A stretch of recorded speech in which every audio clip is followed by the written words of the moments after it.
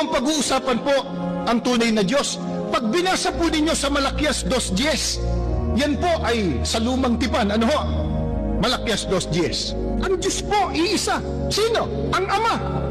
Pagka pumunta po tayo sa panahon ni Kristo, panahon Kristiyano, Juan 17:1 at 3, magkawangis. Ang turo ni Kristo, ang Ama lamang, ang tunay na Diyos. Pagdating ng panahon ng mga apostol, unang Korinto 8:6, pag binuklat mo, ibang talata din, ibang panahon din, sabi ni Apostol Pablo, sa ganang atin, may isang Diyos lamang, ang Ama. Isipin po ninyo, magkakaiba ng panahon, magkakaiba ng dako, pero iisa po ang turo. Isa lang ang Diyos, ang Ama. Eh bakit? Magkakawangis. Walang kontradiksyon.